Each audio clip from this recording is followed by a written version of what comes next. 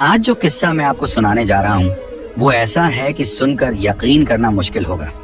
ये दास्तान है एक ऐसे घर की जहाँ रिवायतें भी अजीब थीं और एक औरत के साथ उसके ही देवरों ने ऐसा घिनौना सलूक किया कि इंसानियत भी शर्म से पानी पानी हो जाए। मेरा नाम कमरान है और मैं कराची, पाकिस्तान का रहने वाला एक आम इंसान हूँ। मेरी रोजी रोटी का जरिया मेरा रिक्शा है। हर रोज की तरह उस सुबह भी मैं सवारियों का इंतजार कर रहा था कि एक मियाँ बीवी मेरे पास आए और स्टेशन तक चलने को कहा। सवारी अच्छी थी, किराया भी मुनासिब से कुछ ज्यादा, तो मैंने फौरन हामी भर ली। उन्हें स्टेशन पर उतार कर मैं वापस मुड़ ही रहा था कि सामने से एक लड़की आती नजर आई। दिल में ख्याल आया शायद कहीं जाना चाहती हो, तो मैंने रिक्शा रोक दिया। उम्र कोई 25-26 साल रही होगी, बदन पे साड़ी थी और चाल में अजीब सी लड़खड़ाहट। चुपचाप आकर रिक्शे में बैठ गई और चलने का इशारा किया। मैंने सोचा शायद मेन रोड तक जाएगी, तो मैंने रिक्शा बढ़ा दिया। राह भर शीशे में उसे देखता रहा। माथे पर टीका, जिससे मालूम होता था कि वो हिंदू मजहब से ताल्लुक रखती है। कुछ ही देर में हम स्टेशन वाले रास्ते से हट चुके थे। मैंने पीछे मुड़कर पूछा, मोहतरमा आपको जाना कहाँ है? मगर जवाब खामोशी था। वो एक गठरी को अपने सीने से लगाए बैठी थी, जो शायद उसका इकलौता सामान था। मैंने फिर सवाल दोहराया तो बोली, आगे लिए चलिए। लगा जैसे शहर में नई आई हो, शायद रास्ता पहचान ले कहीं जाकर। मैं यूं ही रिक्शा चलाता रहा, यहाँ तक कि मेन रोड भी पीछे छूट गया। फिर मैंने दोबारा पूछा, मोहतरमा कुछ तो बताइए, कहाँ उतरना है? इस बार उसकी आवाज आई, जहाँ कोई मुसलमान बस्ती हो वहां मुझे उतार दें। मैंने कहा, यहाँ तो हर तरफ मुसलमान हैं, मगर कोई पता या नाम तो दीजिए। उसने नजरों को झुका लिया और रुंधे हुए लहजे में बोली, मुझे कहीं नहीं जाना, जहां आपका दिल करे वहीं छोड़ दीजिए। उसके लहजे ने मुझे चौंका दिया। मैंने थोड़ी नाराजगी से कहा, अगर मंजिल नहीं मालूम तो सफर क्यों किया? बस इतना सुनना था। वो फूट फूट कर रोने लगी। उसके आंसू मेरे दिल को पिघलाने लगे। मैंने पलट कर देखा तो वो किसी फूल की तरह ताजा, आंखों में गहराई और दर्द, जैसे एक सदी का सन्नाटा समा गया हो। मैंने नरमी से कहा, देखिए मोहतरमा, मेरा मतलब ये नहीं था। आप जहां कहेंगी मैं बगैर किराए के पहुंचा दूंगा, बस इत्मीनान से बताइए।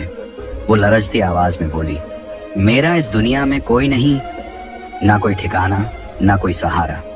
मुझे अपने साथ ले चलिए, चाहें तो नौकरानी बना लीजिए, बस 2 वक्त की रोटी दे दीजिए। मैं कभी कोई शिकवा नहीं करूंगी। उसके लफ्ज ऐसे थे जैसे मैं कोई बादशाह हूं और वो एक ताजदार कनीज।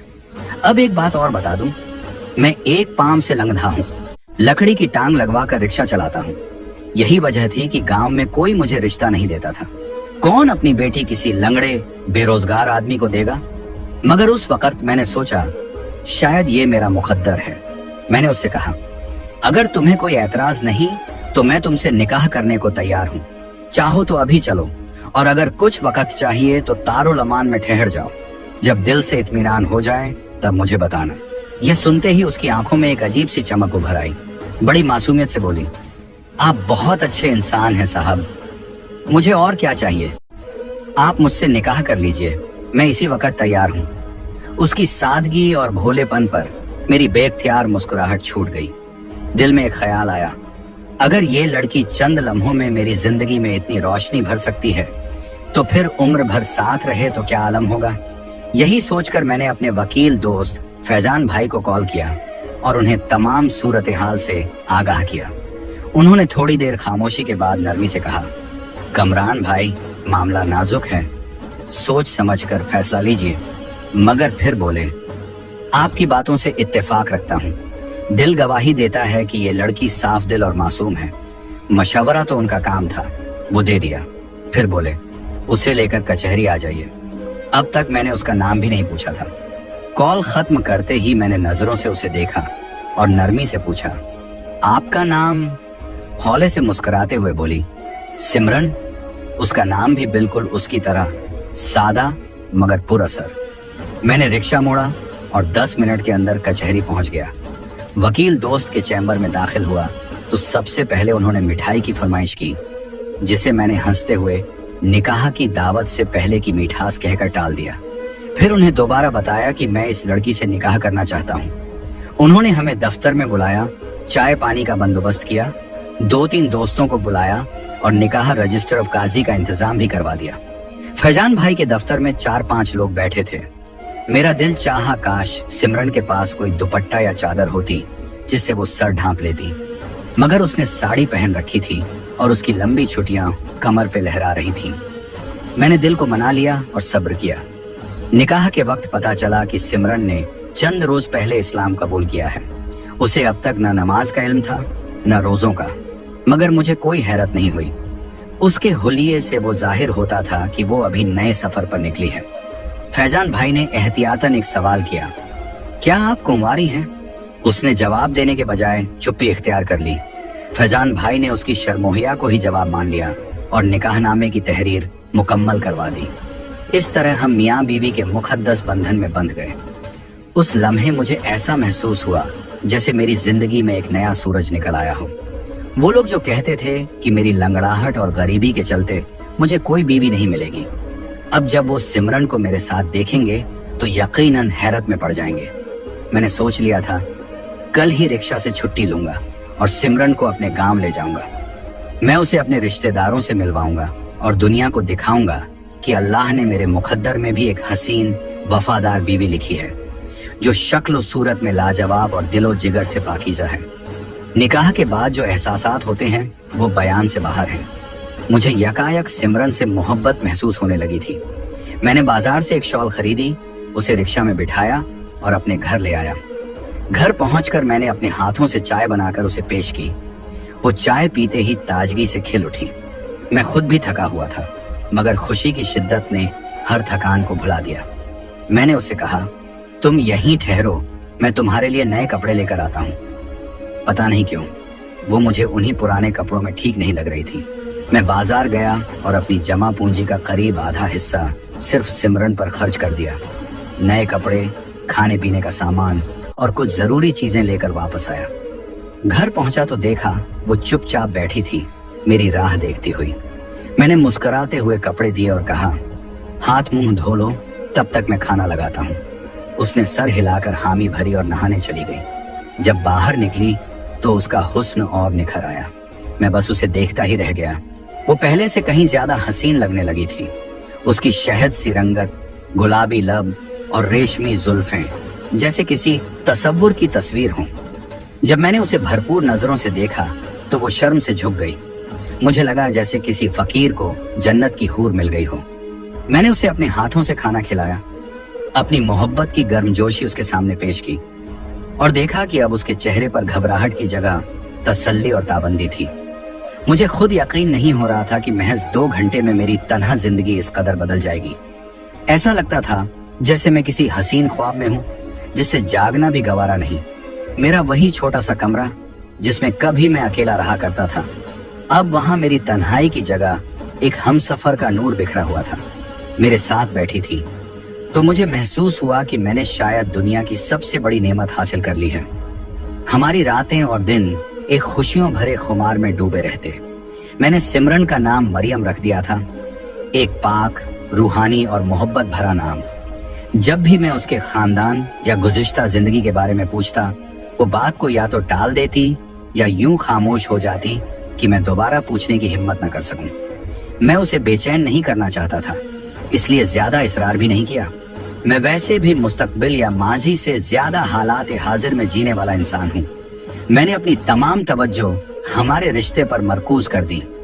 एक रोज मैंने मरियम को करीबी पार्क घुमाने ले जाने का इरादा किया। उसने बताया था कि उसका ताल्लुक किसी गैर मजहबी कबीले से है, जहाँ अजीब व गरीब रस्मों रिवाज चलते हैं और औरतों को रेयरली घर से बाहर निकलने दिया जाता है। शहर उसके लिए एक नया जहान था। उसे पार्क ले जाकर मैंने उसकी आंखों में बचपन की मासूमियत और ताजगी देखी।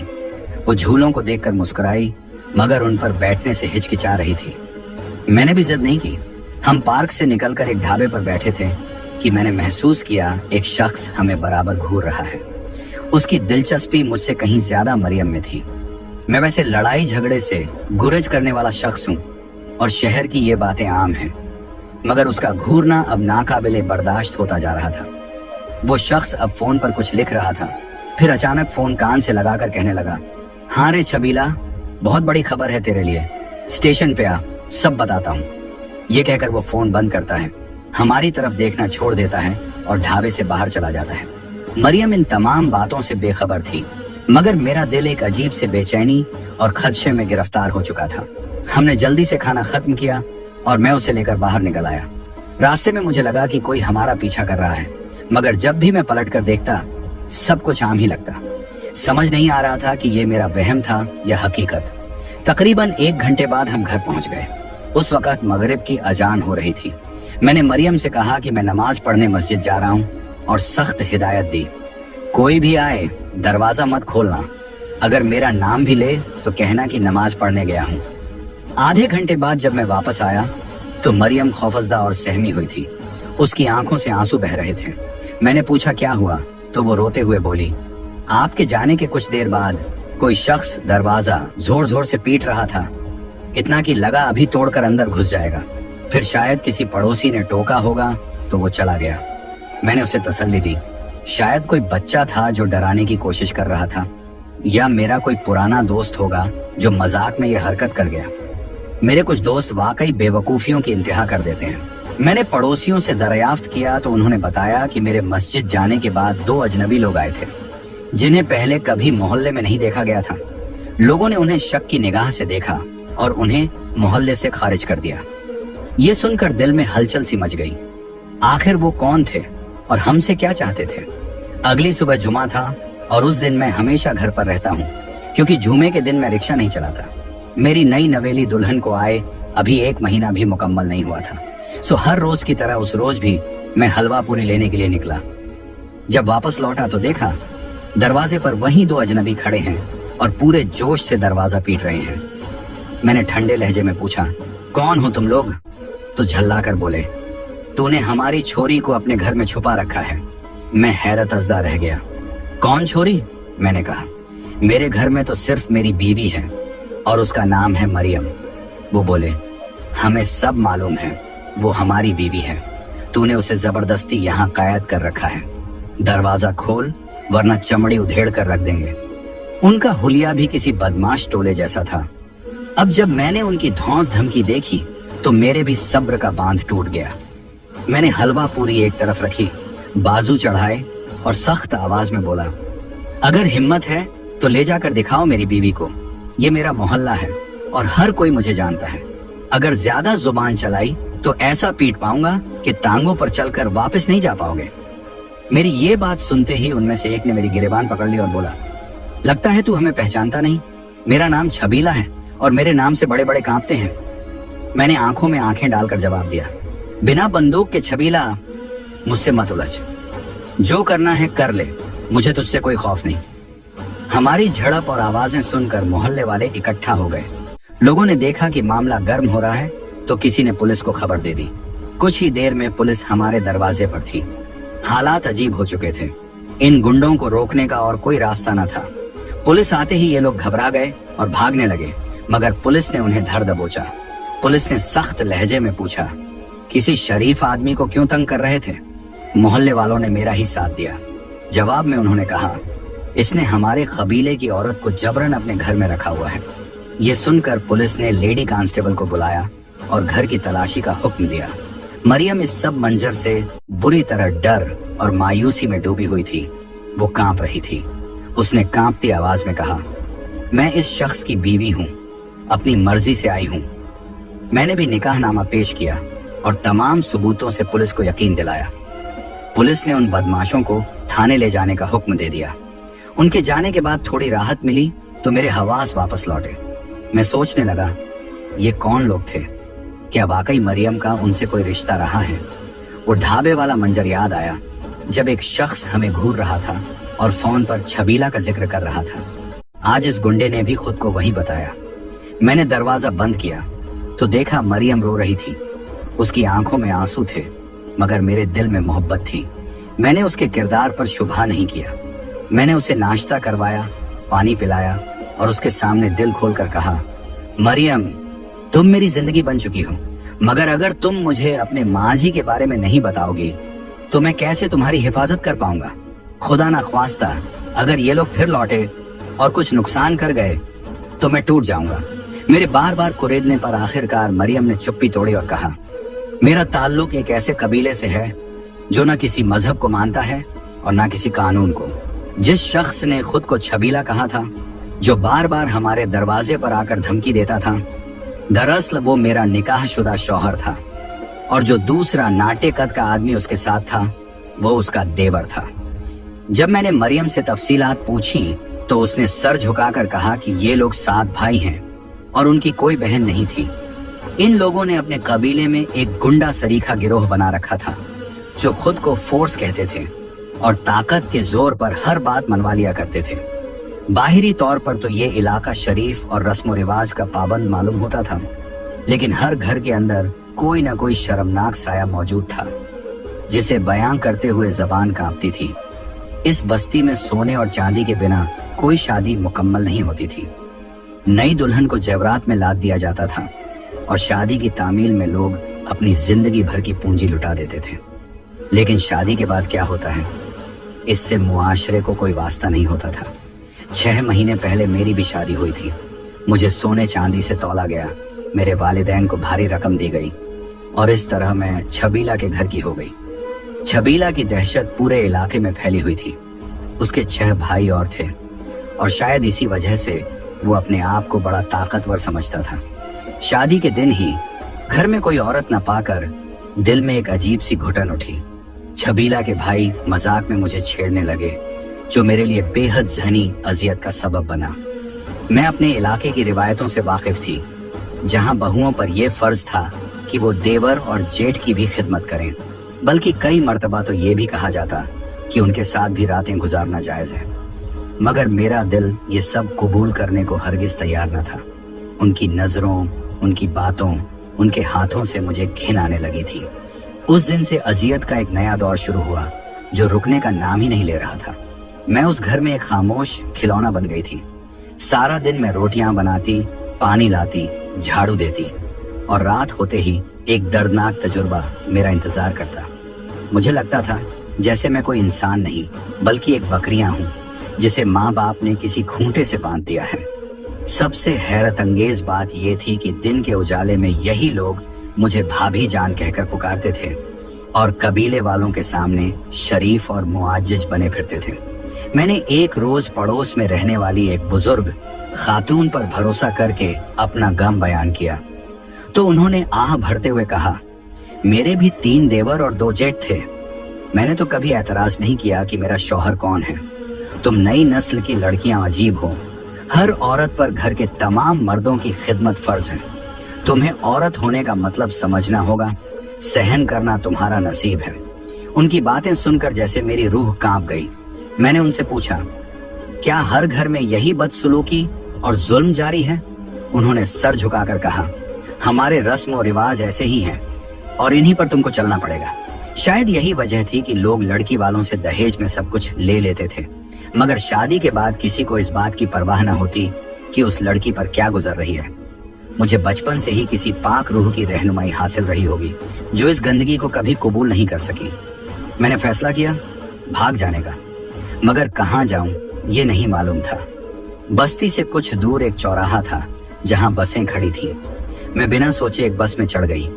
दिल में बस एक खौफ था, कहीं फिर से उसी अंधेरे में न लौट जाऊं। सफर तवील था, लेकिन दिल को सुकून मिला कि अब मैं उस नर्क से तो दूर निकल आई हूँ। बस में एक कोना था जहां एक नौजवान जोड़ा बैठा हुआ था। मर्द के चेहरे पर रोशन दाढ़ी थी और औरत ने स्याह बुर्का ओढ़ रखा था। मैं उन दोनों को हसरत और हैरानी से देख रही थी। कितनी सादगी, कितनी पाकीज़गी थी उन दोनों में। अचानक मेरी नजर सामने वाली सीट पर बैठे एक बेहयाई से भरे मर्द पर पड़ी। वो निगाहें जमाए उस बुर्का पोश औरत को घूरे जा रहा था, मगर जैसे ही उस औरत के शौहर ने उसे देखा, गजब का तूफान उसके चेहरे पर उतर आया। गैरत और हिफाजत की सूरत बनकर वो उस आदमी पर बिजली की तरह टूट पड़ा। उसने उसे खुलकर डांटा और फिर कंडक्टर समेत बस का सारा अमला उस बेहयाई पर चढ़ दौड़ा। आखिरकार उसे बस से बाहर निकाल दिया गया। मैं ये मंजर देखकर हैरत में डूब गई। क्या वाकई कोई मर्द अपनी बीवी की इस कदर हिफाजत कर सकता है? जबकि मेरे इलाके में तो मर्दानगी का मतलब यही समझा जाता था कि अगर कोई औरत दूसरों की नजरों में आ जाए तो उसका मालिक कुछ पैसों के लिए उसे किसी और के हवाले भी कर दे। मगर आज मैंने एक नया मंजर देखा था जो मेरे लिए उम्मीद की शम्मा बन गया। मालूम हुआ कि वो शख्स मुसलमान था। उसी लम्हे मैंने दिल में फैसला कर लिया, अगर शादी करूंगी तो किसी मुसलमान से जो अपनी बीवी को हिफाजत और इज्जत देता है, ना कि बाजार की चीज समझता है। यही वजह थी कि जब मैं आपकी रिक्शा में बैठी तो मैंने कहा था किसी मुसलमान बस्ती में उतार दीजिए। और जब आपसे मुलाकात हुई तो आपकी आंखों में जो सुकून और शराफत थी उसे देखकर मेरा दिल गवाही देने लगा। हाँ, यही है वो शख्स जो मेरी पनाह बन सकता है। आपने जब छबीला से लड़ाई की तो मेरे दिल में एक एहसास तहफ़्फ़ुज़ जागा जो मैं कभी बयान नहीं कर सकती। मैं आपकी दीवानी हो गई, मैं आपकी कर्जदार हो गई हूँ। मेरी गलतियों को माफ कर दीजिए। मैं उम्र भर आपको अपना सरताज बनाकर रखूंगी। अगर कहें तो जान भी दे दूंगी, मगर खुदा के वास्ते मुझे खुद से जुदा मत कीजिए। वाकई इस्लाम कितना अजीम मजहब है जहाँ औरत को सिर्फ इज्जत नहीं बल्कि अमानत समझा जाता है। मैंने मरियम को अपने सीने से लगा लिया और उसे यकीन दिलाया, तुम मेरी बीवी हो, मेरी इज्जत हो और हमेशा रहोगी। तुम्हारी सच्चाई की मैं कद्र करता हूँ, कभी भी तुम्हें अकेला नहीं छोड़ूंगा। इसके बाद मैंने उसे कुरान पाक पढ़ना सिखाया, कलमा ए शहादत याद कराया और नमाज के उसूल भी बताए। अब मरियम पाबंद ए नमाज है। वो अपने अतीत को भूल चुकी है और नई जिंदगी को गले लगा चुकी है। हमने वो पुराना इलाका छोड़ दिया और एक नई जगह, नई शुरुआत की। उसके आने के बाद मेरी जिंदगी में बरकत ही बरकत हो गई। पहले एक रिक्शा था, अब 4 रिक्शे हैं। अच्छी खासी आमदनी है, रोजगार में तरक्की हो रही है। मुझे पूरा यकीन है ये सब अल्लाह का करम है जो मुझे मरियम के नसीब से नसीब हुआ। अगर मैंने उसे ठुकरा दिया होता या उसके साथ बेरुखी की होती तो शायद ये सब कद्र भी मुझसे दूर हो जाता। आज वो मेरे साथ खुश है, मुतमिन है। हमारे 2 प्यारे बच्चे हैं, 4 रिक्शे हैं और एक पाक मोहब्बत से भरी जिंदगी। दुआ है कि अल्लाह हमारी जोड़ी को सलामत रखे। आमीन।